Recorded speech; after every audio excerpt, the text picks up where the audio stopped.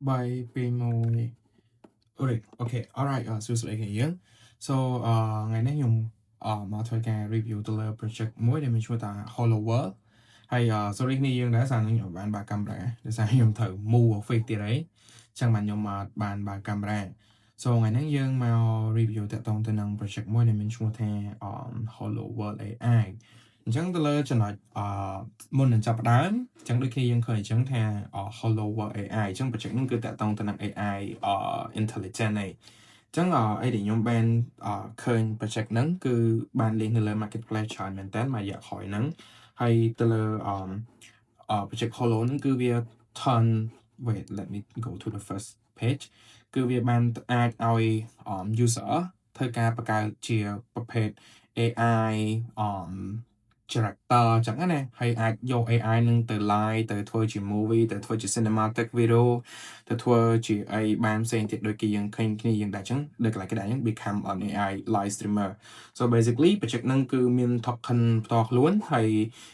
គេមាន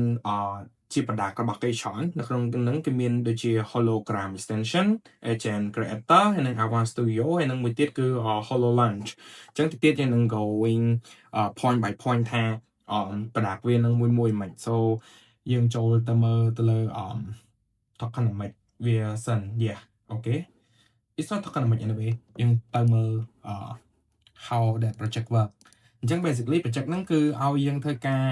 train AI ហ្នឹងហើយបង្កើត AI ហ្នឹងទៅហើយយើងអាច earn យើងអាច earn ជា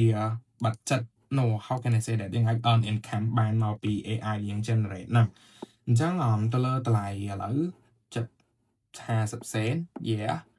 ហើយដូចគ្នាយើងឃើញ detail like ដាក់ description ហ្នឹងអញ្ចឹង Hollow World is a web3 native hub for consume AI ហើយវាជា Launchpad App Store ហើយ ecosystem for AI native វាមាន product creator ផ្សេងៗអញ្ចឹងHollow វាក៏ជា native token របស់ Hollow World platform ហ្នឹងដែល key feature របស់វាគឺ staking yeah for sure នឹងមាន staking ឯងសម្រាប់ land access ហើយនឹងក្នុងការចូលរួមAI participate AI អីផ្សេងៗទៀតដែលជា new feature របស់គេទៅអញ្ចឹង creator incentive ជាមានន័យថា creator បើសិនជាគ្នាបង្កើត trend AI ឬក៏ចូលចិត្តតាក់ទងទៅប្រភេទចង់ turn AI ទៅជា character ឬក៏ធ្វើជា cinematic ឬក៏យកវាមកធ្វើជា live stream បែបកំសាន្តអីចឹងដូចគ្នាយើងឃើញនេះ something like this ដូចគ្នាយើងអស់នៅឃើញនៅក្នុង IG អីចឹង something like this គ្នាយើង also can on reward that ជា income ដែលគ្នាយើងអាច level ថាយក AI ទាំងអស់ហ្នឹងមក run ធ្វើជា content បានដោយប្រើប្រាស់ Avast Studio ឬក៏ AI live stream ដែលវាជា product មកពីហ្នឹងអញ្ចឹងយើងអាច generate income ហ្នឹងបានអញ្ចឹង staking នៅរបស់ participation នៅក្នុង MCP network okay allow project to earn from protocol level participation okay so អញ្ចឹងខ្ញុំសូមនិយាយតាក់ទងទៅនឹង going deep បន្តិចទៅលើ Hollow ហ្នឹងអញ្ចឹង basically Hollow ហ្នឹងគឺជា native token ប៉ុន្តែit's more likely project ហ្នឹងគឺតាក់ទងទៅនឹង AI ដែលតម្រូវឲ្យមនុស្សធ្វើការ train AI ហ្នឹង create AI ទៅជា cinematic ជាអីយ៉ាងទៅហើយយើងអាច run income បានទៅលើការ live stream អីផ្សេងៗអញ្ចឹងខ្ញុំឃើញនៅក្នុងនេះគេបានបញ្ជាក់ថាអូខេនេះដូចខ្ញុំនិយាយពីដើមគេឲ្យ create ជា intelligent visual អញ្ចឹងណា AI agent ដែលអាចនិយាយអាចអីផ្សេងៗបានធម្មតាគ្នាយើងកាលមុនគ្នាយើងប្រើ AI របស់Gemini ដើម្បីធ្វើការ create ជា video cinematic AI ផ្សេងៗតែឥឡូវយើងបាច់ត្រូវការអាហ្នឹងទេយើងអាចមកប្រើ Hollow World ហើយគ្នាយើងអាច earn income បានទៀត yeah អញ្ចឹងខ្ញុំចូលទៅមើលនៅក្នុងចំណុចនេះមួយអានេះខ្ញុំចូលទៅមើលមិញ wait let me go to Twitter មើល social media គេមិនដែរខ្ញុំដឹងថា team ហ្នឹងរៀង better ដោយសារតែ train AI យើងវាត្រូវការ performance កម្លាំង performance អីក៏វាត្រូវការចាយច្រើនដែរ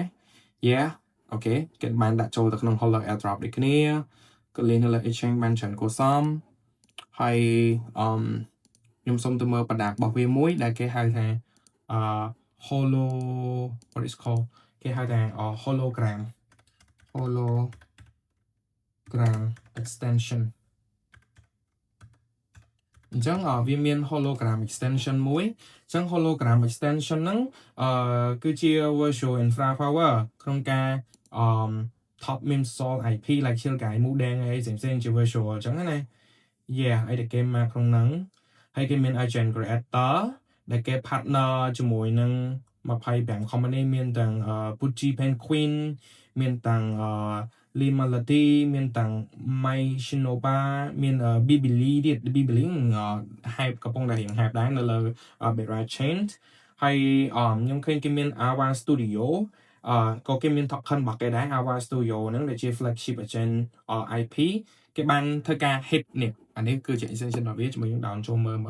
ទៅលើ Ava Studio ដែលខ្ញុំបើកឲ្យគ្នាយើងមើលនៅកន្លែងចំណុចនេះនៅកន្លែង app នេះអញ្ចឹង Ava នេះគឺជា Ava ធម្មតាអញ្ចឹងទៅលើ Ava Studio ហ្នឹងគេបាន hit market cap របស់គេ320លានអញ្ចឹងអាចនិយាយថាទៅលើ project Holo ហ្នឹងវា divided part ផ្នែកច្រើនទៅតាម part របស់វាទៀតដោយការមុននៅក្នុង bio គេបែងចែកនៅក្នុង bio ហ្នឹងមាន sub អីផ្សេងៗទៀតចឹងយ៉ាងដូចគ្នា yeah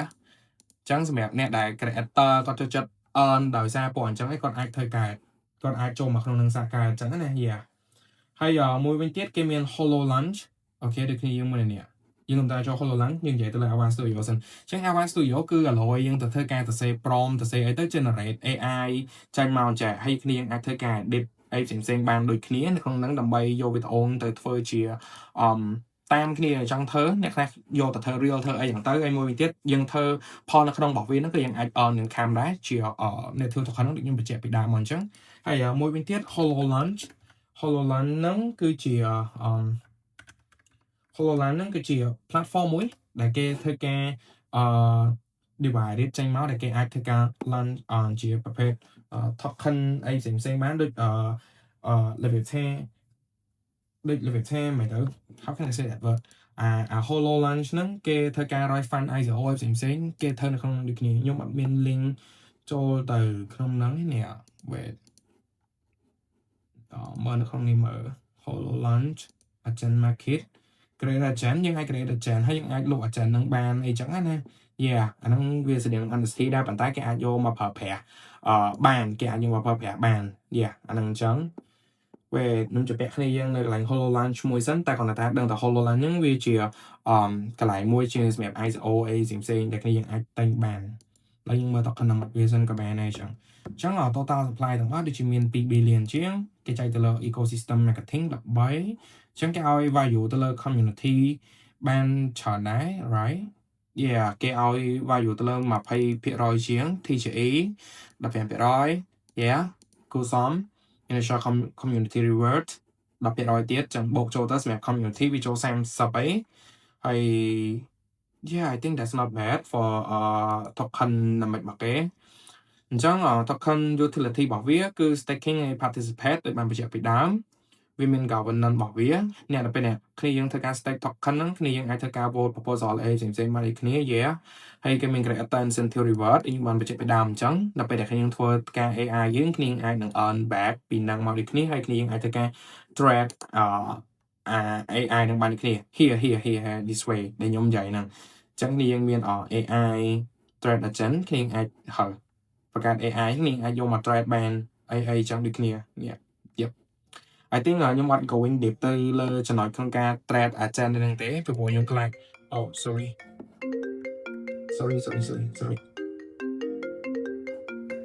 wait okay